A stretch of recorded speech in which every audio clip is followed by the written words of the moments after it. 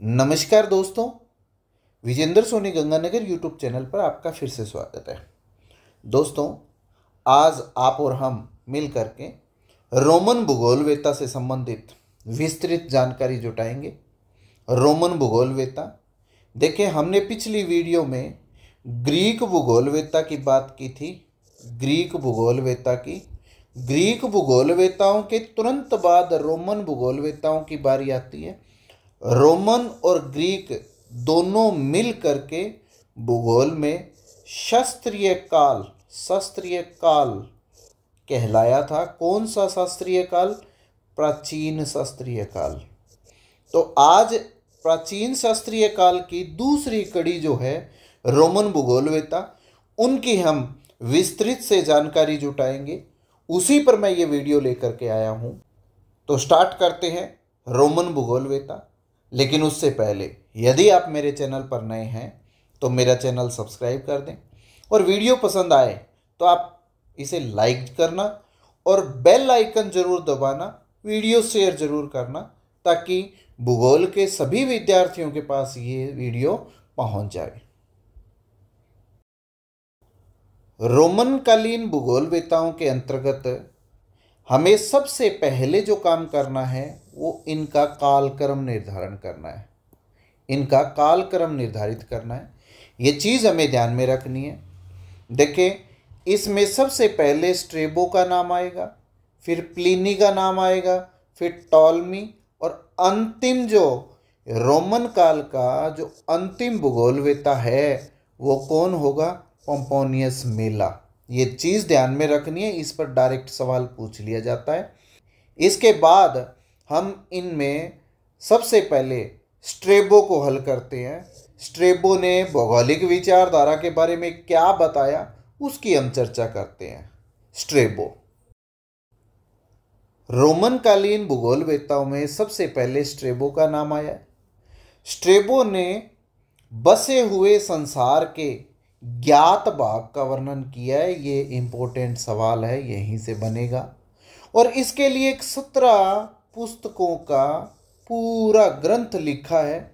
17 पुस्तकें हैं उसकी, जिसका शीर्षक है ज्योग्राफिकल एनसाइक्लोपीडिया। बहुत इंपॉर्टेंट है, ये प्रश्न रहेगा। ये 17 खंडों में है। 17 खंडों में, प्रत्येक खंड इसकी एक अलग पुस्तक है। ये चीज़ आपने ध्यान में रखनी है। इसी ज्योग्राफिकल एनसाइक्लोपीडिया को बाद में नाम दिया गया था ज्योग्राफिया। ये भी सवाल बनता है आरपीएससी का, नेट जेआरएफ का। ये बहुत ही अच्छा सवाल है कि ज्योग्राफिकल एनसाइक्लोपीडिया किसने लिखा? स्ट्रेबो ने। किस पुस्तक को क्या नाम दिया गया? ज्योग्राफिया। तो ये ज्योग्राफिकल एनसाइक्लोपीडिया को ही क्या नाम दिया गया था? ज्योग्राफिया दिया गया था। कौन है स्ट्रेबो? मानव पर्यावरण संबंधों में इसका क्या योगदान है? तो ये नियतिवादी विचारक है।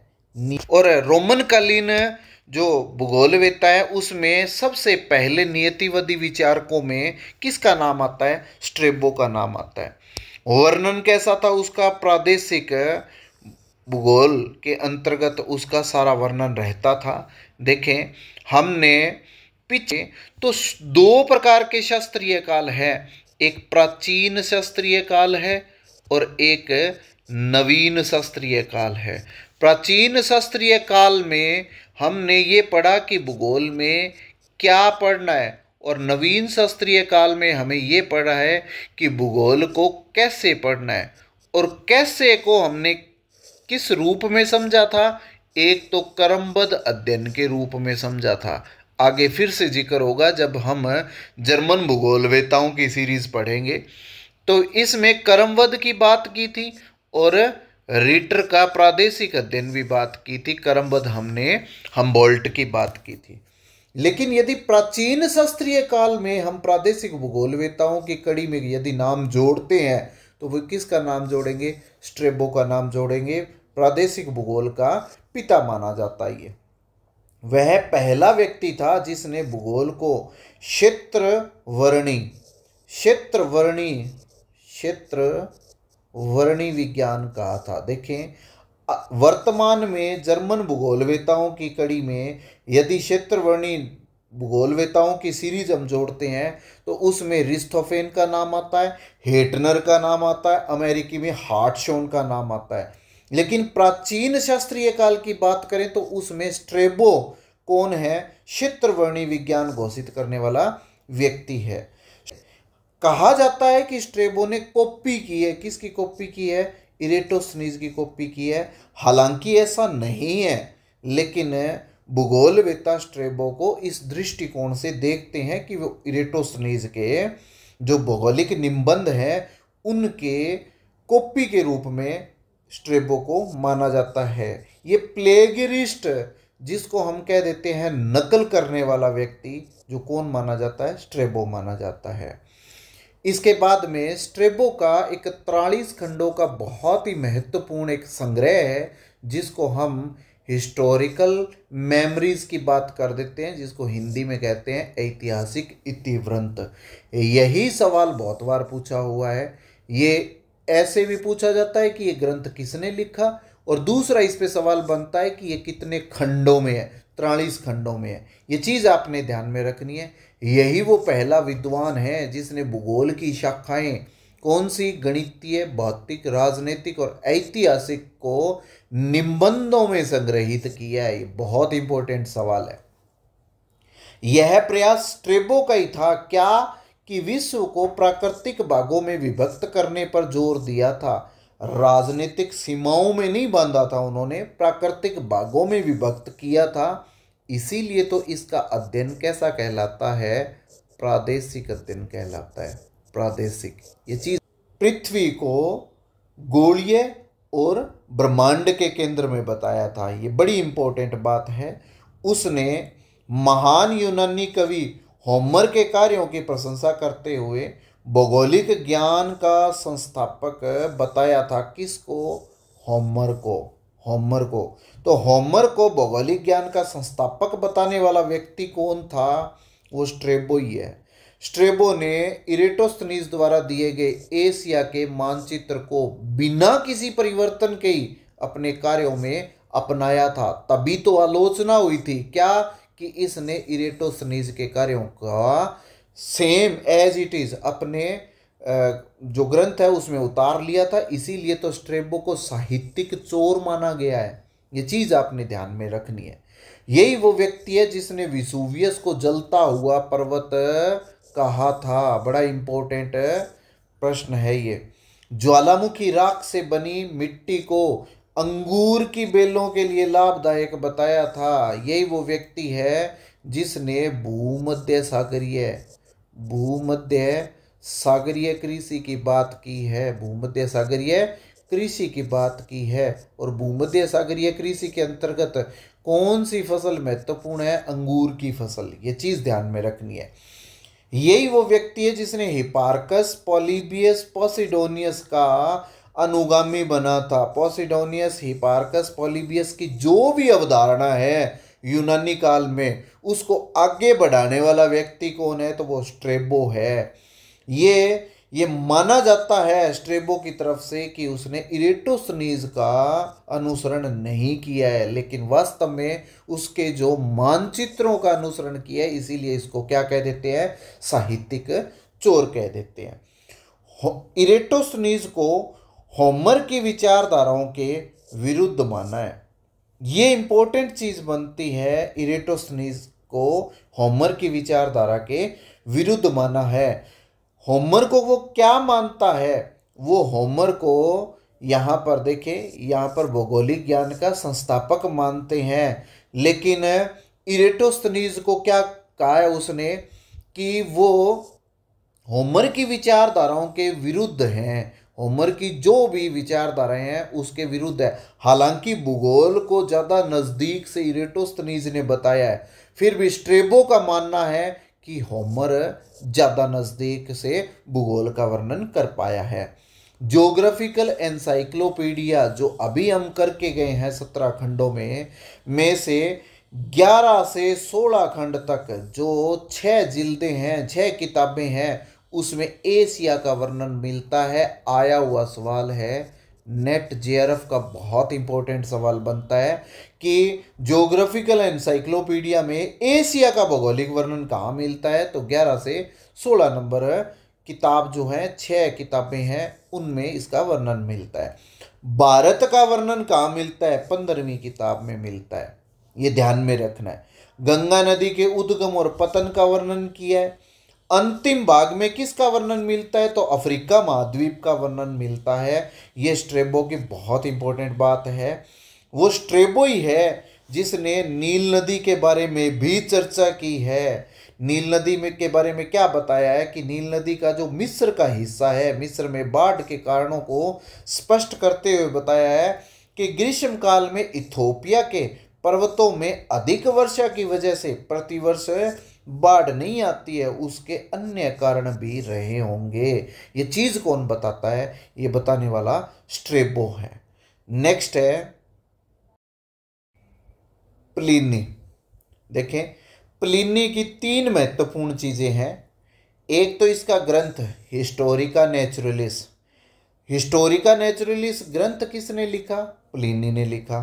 कितने खंडों में लिखा प्लिनी ने, 37 खंडों में लिखा। ये इसका महत्वपूर्ण सवाल है।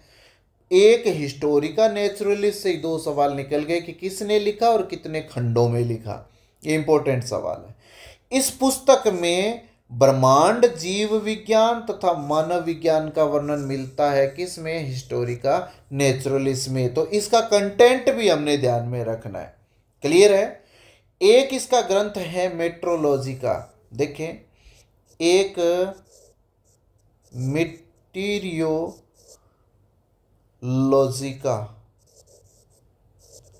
ये ग्रंथ अरस्तु का भी हम पढ़ करके गए हैं। और एक मेट्रोलॉजी ग्रंथ है, वो प्लिनी का है। इन दोनों को ध्यान में रखना है। मेट्रोलॉजिका की बात करें तो वो किसका होगा, अरस्तु का। और मेट्रोलॉजी की बात करें तो वो किसका है, प्लिनी का।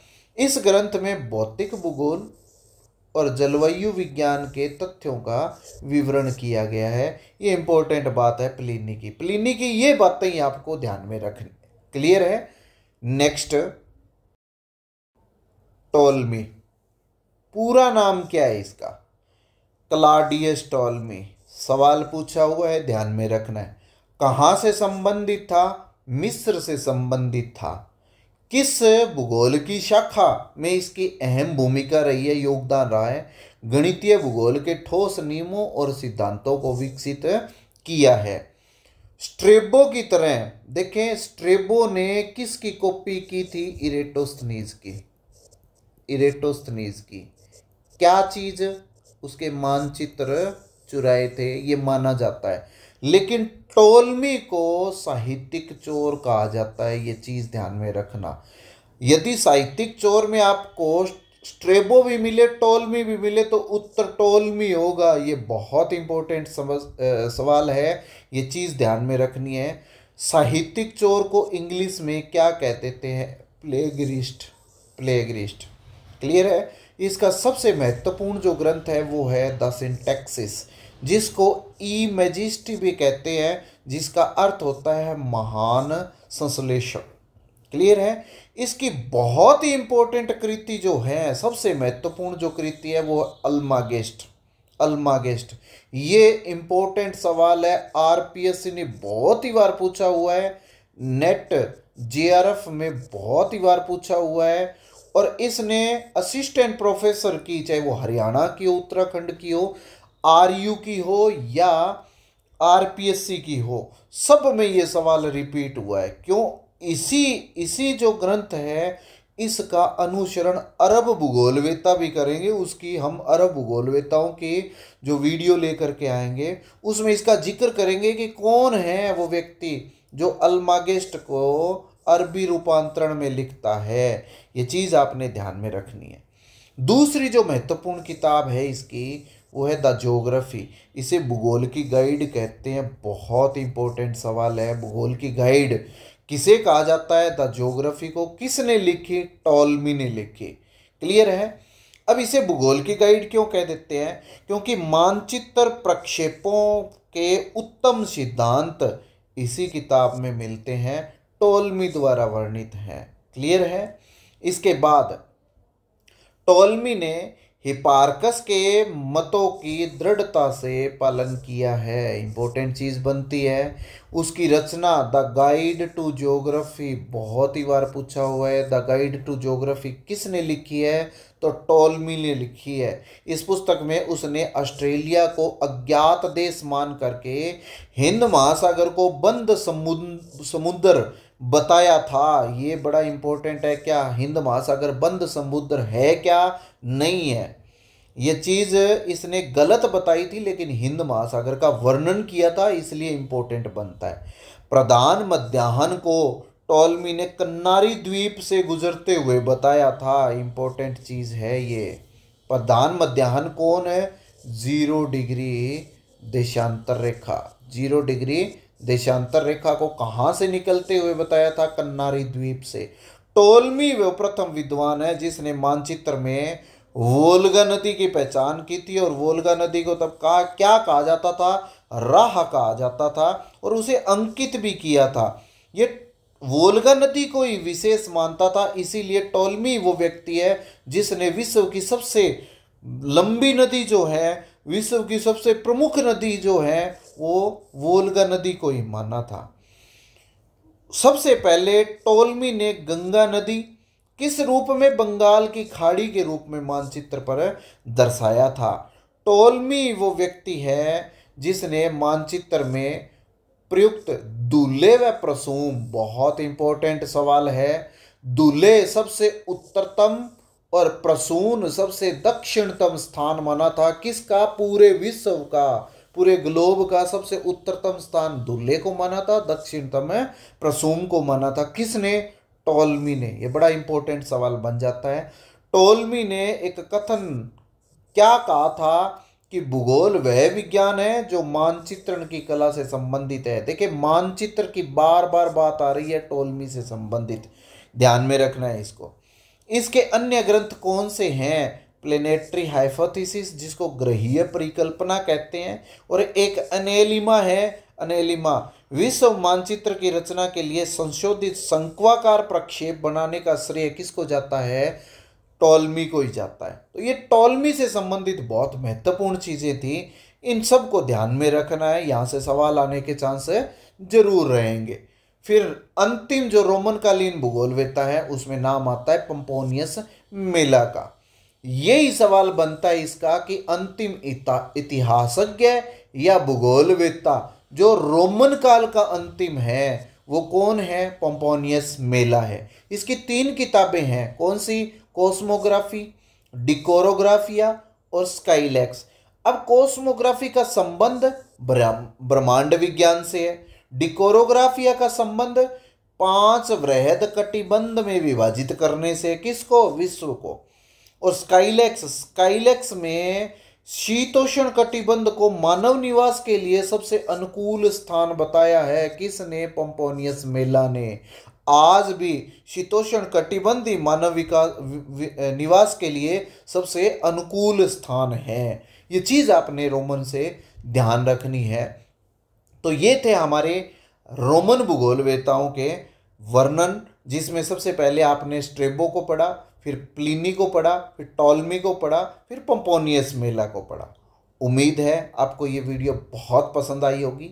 यदि पसंद आई है तो कर दें शेयर। धन्यवाद।